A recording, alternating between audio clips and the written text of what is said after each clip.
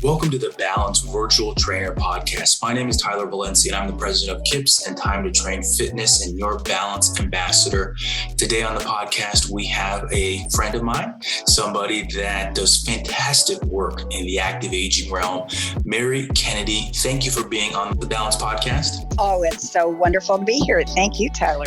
Yes, we have a great topic, one that I feel like the listeners will enjoy diving into. We have some great questions planned in the virtual training space, how you can work with this population over the internet. But to kick it off, let's start by, can you share insight into your background inside the health and fitness industry and kind of your work that you do? You bet. Well, it started off in the weeds a little bit. I was trained as a baccalaureate nurse, and I was always intrigued with how the body worked. I became progressively dissatisfied in working in the typical medical model and decided through a number of different experiences that I needed to start looking at how to foster health, not only in other people, but also in myself. I had gone through a cancer experience, and being able to see that the medical model was not working as aggressively on fostering health really got my attention. And through a number of different experiences, I was exposed to aquatic fitness. After I came out of chemotherapy, I really needed to start regaining athleticism. I'd always been an athlete in my life. And I found that in water, I could move just a little bit easier, start to feel like I could build endurance. And through about a year and a half, got so excited about this, I actually went through an entire accreditation program to teach water fitness to other people. And I did that for probably a decade. During that time, I not only had my own classes, but I seem to have been mentoring other people and helping them learn how to teach water classes to people, not just saying, okay, now we're going to do this move, but most importantly, why? Why were we doing this move this way? Yeah. Because if we're always doing an action, but we don't know why we're doing it, we are not being the health and fitness professionals that we need to be. Mm-hmm.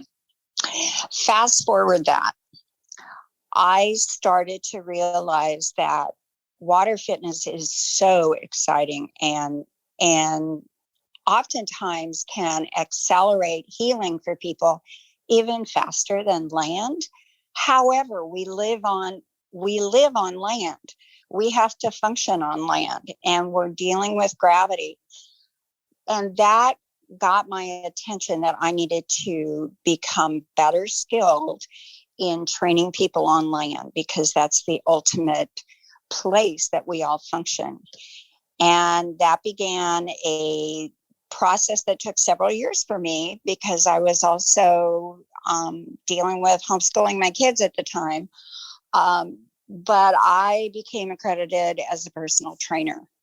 And it was so fun to start working with people on land and be able to see their gait improve, hear them talk about their endurance increasing, and hear them talking about being able to carry their groceries in from their car without difficulty. I found that I kept dealing with people that were 50 or older. And so I wanted to know more about what I needed to do for people that were 50 and older. So that started another academic search for what are the needs, what are the issues, what are the best ways of helping people remain as vital and active in their life for as long as they choose. And those questions brought me to start looking at functional training. I started looking at Gray Institute for movement issues. I went through Functional Aging Institute and some other programs through ACE, because I wanted to not be that trainer that said, well, I think you do these movements and you should be better. I wanted to have a solid idea of why. And if doing a standard lunge didn't work for you because you had previous injuries that maybe your knee wouldn't let you lunge, then how could I modify that movement so that you could still get the benefit of what that movement does and stay comfortable and be able to function in your life to the best that you wanted? So that has been my progression through fitness over 30 years. And I am probably more excited today about what I do than I was when I first got in the field, which is mind-boggling to me. I love it. I love it. And there's one piece that I kind of want to go back to. It's actually from the beginning that I think is pretty fascinating and a topic yet to actually be talked about in a podcast that I've done. And it's what the body actually goes through when you're going through chemotherapy. And I've only heard and listened to, of course, read just a tiny fraction about it, but it'd be very fascinating, I think, to kind of dive into that area for a second. What do you feel like would be interesting to share with potentially people that are working with clients that are going through it, and for both sides of it, what the trainer needs to understand, but how is the body going? What is that kind of physiological process that the body's going through? Oh, that's an awesome question. You know what? A person going through chemotherapy is residing in a body that in no way feels like theirs. Yeah. And particularly when you've got chemicals, the chemotherapy is designed to kill the cancer cells. And it has all sorts of added short or long-term effects. What the first thing I think about is chemo brain. Mm-hmm. And if somebody's gone through chemotherapy, they know exactly what I mean. It's like your brain is in a fog. Someone may tell you something. For example, if I'm trying to teach somebody how to do a cross-country ski movement in water or how to do a lunge on land, but they've got chemo brain, what they see and their brain's ability to make their muscles move the bones the way I just showed may be completely impacted. They may not be able to move their legs the way that I just showed them. And it's very frustrating for the cancer survivor. And it can sometimes startle an instructor until you know that there's just a fog that they're operating in, and try a number of different approaches to instruct or help that person, and you'll eventually get through that. The second biggest thing is the fatigue that you go through going through chemotherapy. It is sometimes disabling. Mm-hmm. And when I first started rehabbing myself, I could only work in about 5 or 10 minute segments. But as the body begins to heal, and as we as cancer patients get information about how important hydration is and how important good nutrition is, it starts to enable our physical being to function just a little bit better each time. Mm-hmm. But know that if you're working with someone who has gone through chemotherapy probably in the last 2 years, they're not going to have the same level of endurance necessarily that somebody who's just been inactive would have, but it will improve the more consistently that they work. Yeah, that's right in line with the stories that have been shared with me of instructors that have worked with clients that are going through chemotherapy. And I would say the most rewarding parts of what I've heard is just working with them, same kind of process that you just outlined there. It's going to be almost the night and day in terms of endurance, strength, especially if they were working with them prior than when they were going through chemotherapy, but very rewarding after, just to hear what that did for them, the support, the work towards building on those things, even though it might have been just a little bit compared to prior sessions. It just made a huge impact on their lives. So I could say that I have not been there, but just from what's been shared with me with that story there, what you just talked about, but also instructors that I know, it just sounds just very in line with why we do this. Why do we go into this field?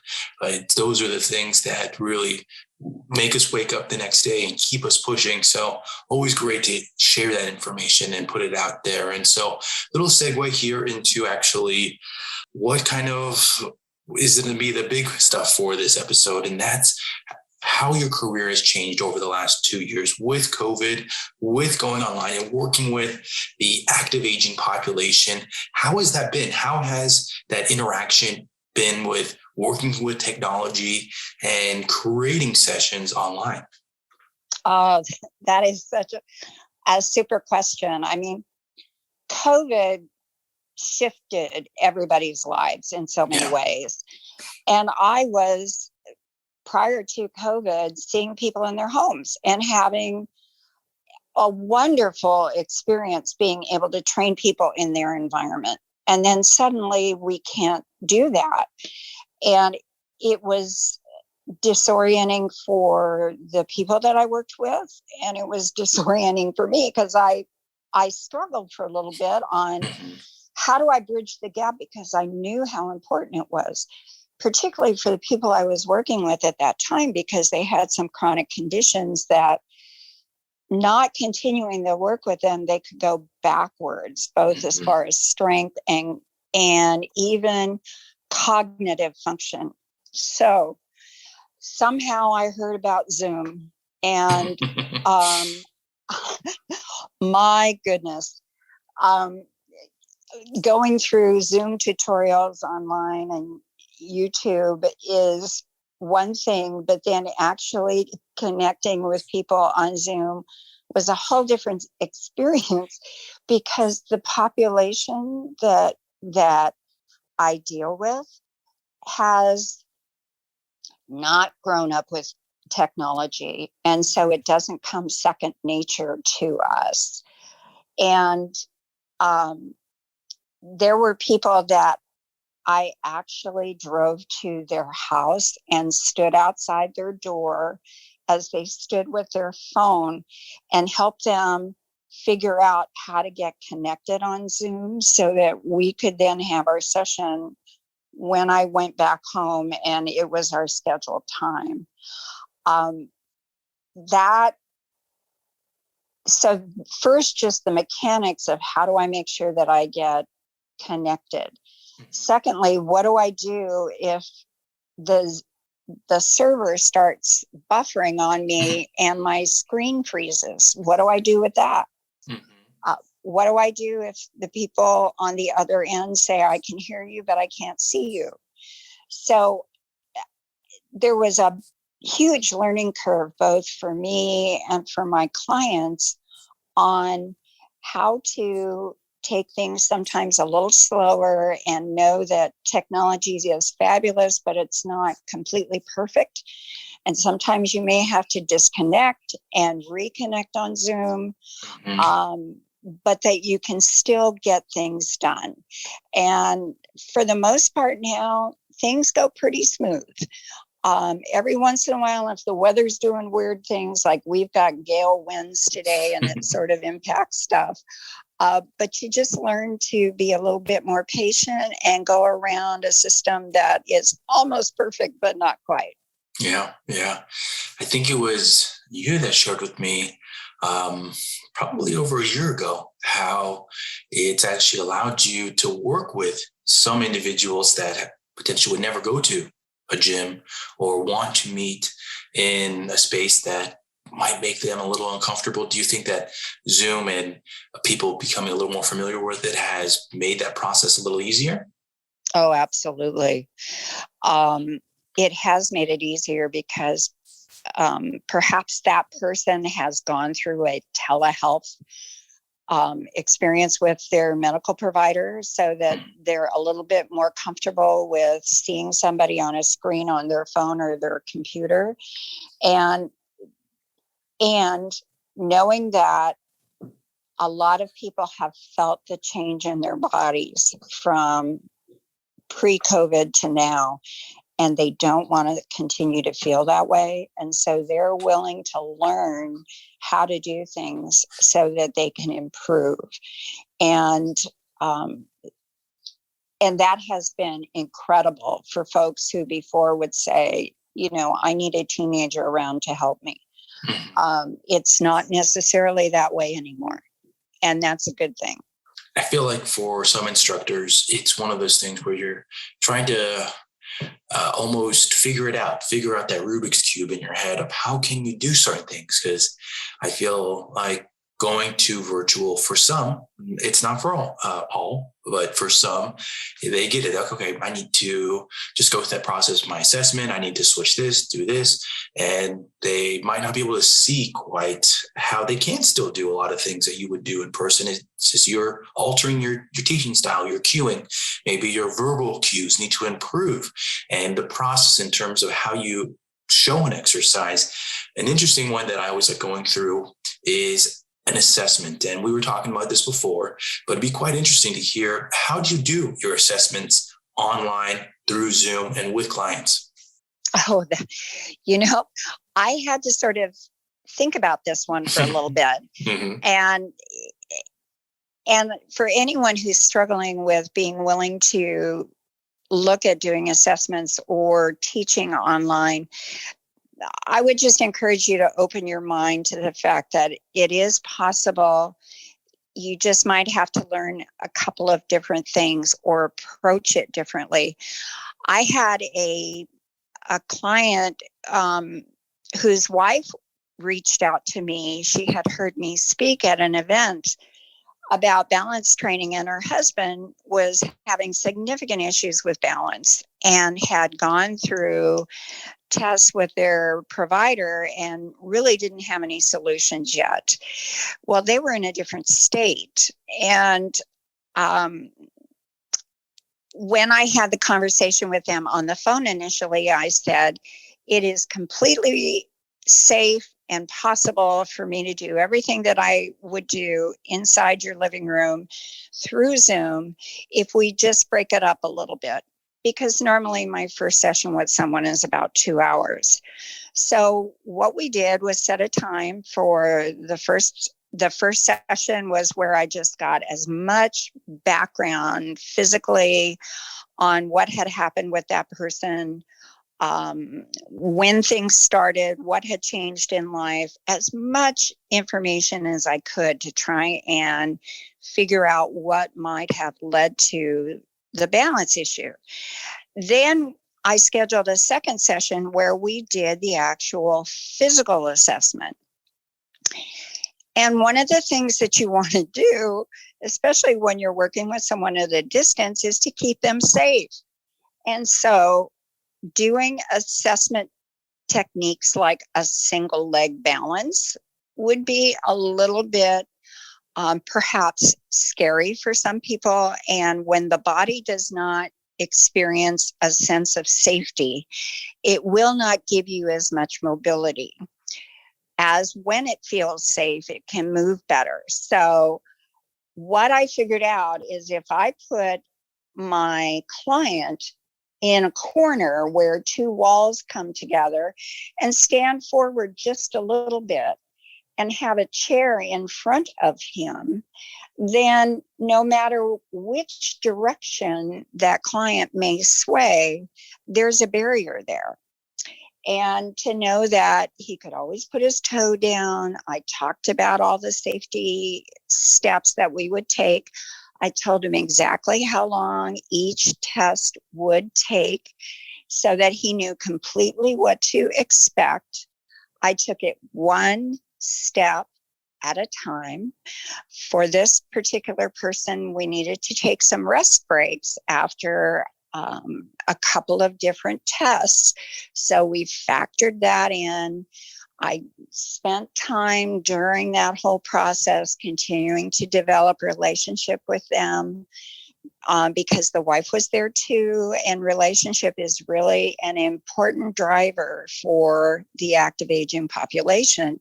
So I wanted to make sure they knew that I was there with them, and I cared not only about them as clients, but also as people, that we were working together to solve this issue.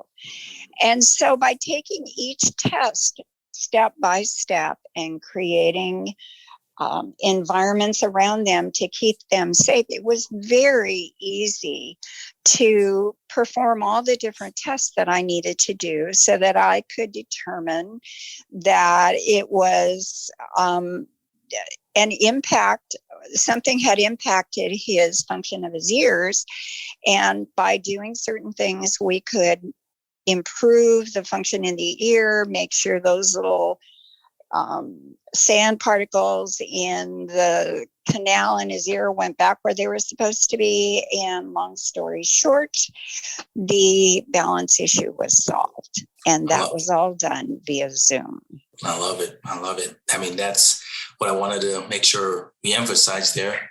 Different states through Zoom, active aging population, and it's being creative. I think that is part of the process of evolving as a fit pro, especially if you're working with clients online, is you're not getting something that's going to be cookie cutter that, oh, well, I used to do this in the gym. It's just to be the same. You have to think outside the box sometimes, evolve your practice to get feedback. And I think the best example there is what you did with breaking up your assessment over time. Not only is there a huge benefit in the time with being able to spend that talking with your client, getting more information, but building that rapport, just how you said, all the things that you should be doing as a fit pro. So very, very good story to share there, and insightful as well.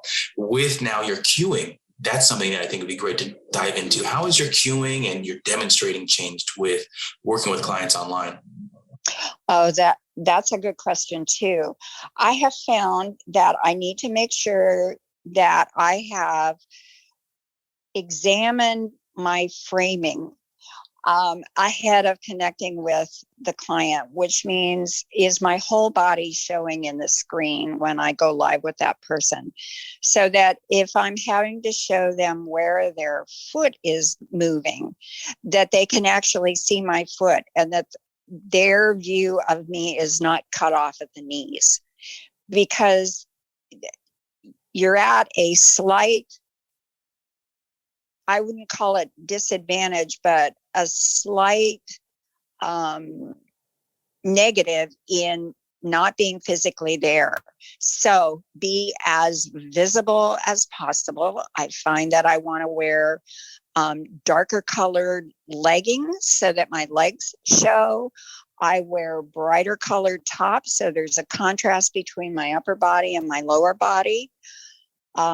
I have all my equipment that both I and the client use right accessible around me.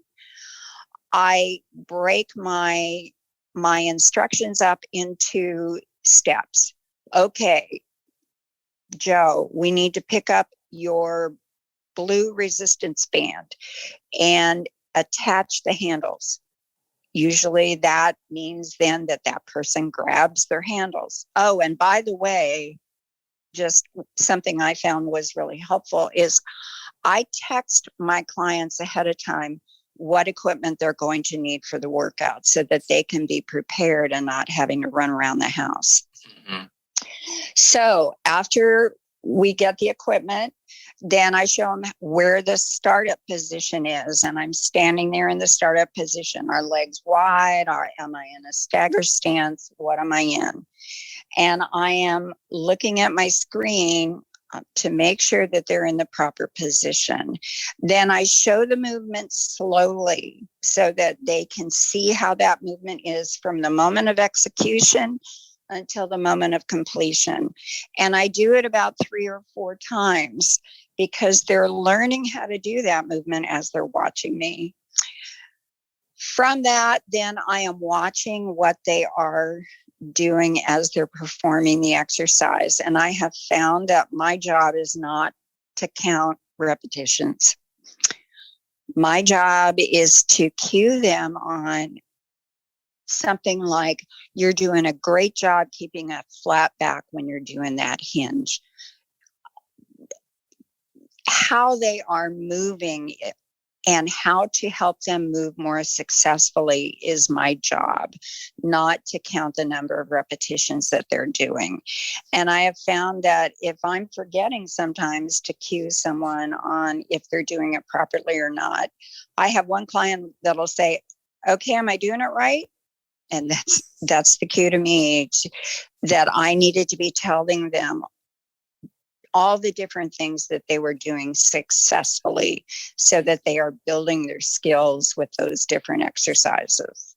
I like that. And I feel like a commonality that I've heard with instructors is that their cueing and their verbal process of working with clients has improved, that they find that since they're having to talk more, use their verbal cues a lot more, that's something that's improved for them when they are training people in person, that they feel like they are much better communicators for it because they're having to really process it in their heads in order to be able to relay that information online. So I find that very, very fascinating. The second piece that I thought was very a good one to point out, that I feel like I can relate it to when I was in undergrad learning about actually facility development, but how you mentioned with the clothes and contrasting your clothes.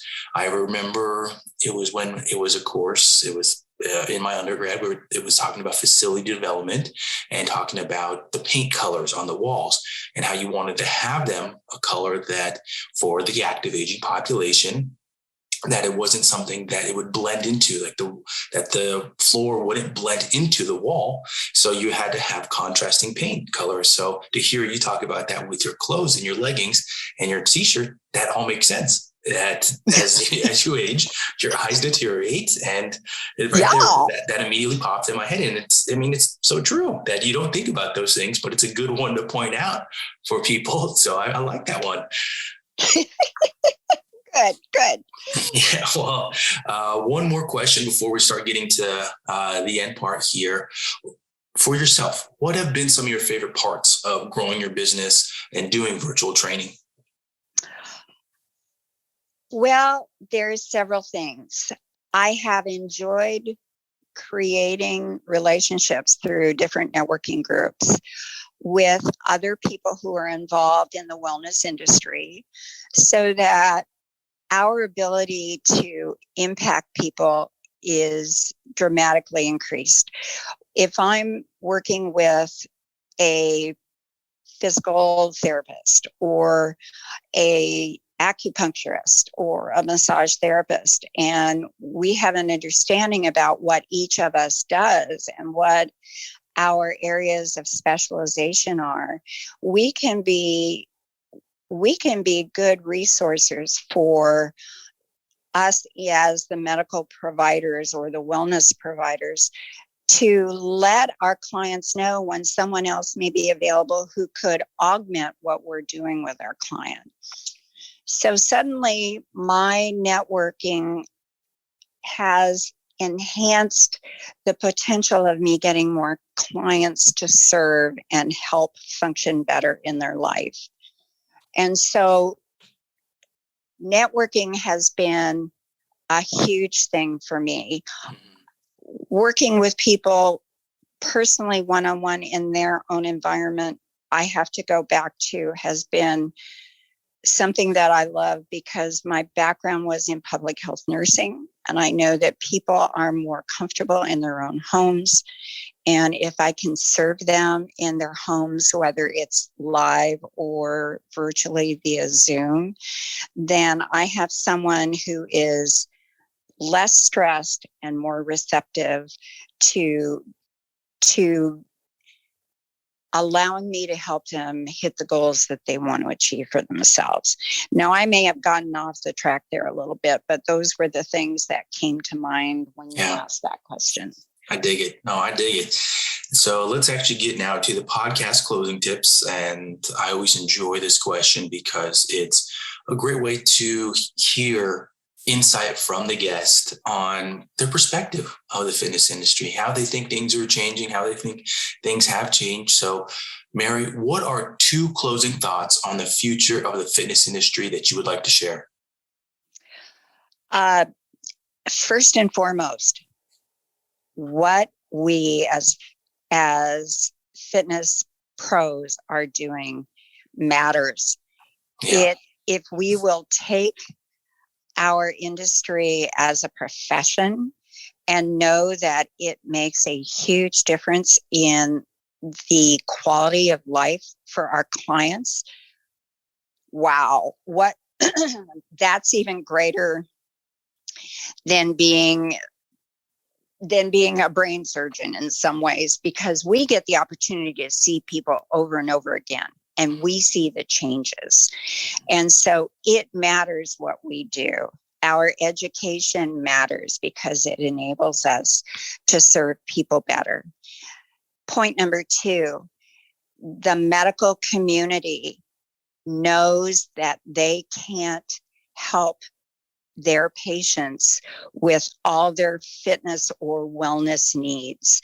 And they are looking for fit pros who take their business seriously to be part of a larger wellness community. And so know that if you can make connections with some physical therapists or massage therapists or acupuncturists or internists or whatever that may be, and let them know that you are passionate about what you do and what your specialization is, they just may be part of an ongoing referral network for you and you for them. And everybody wins in that kind of situation.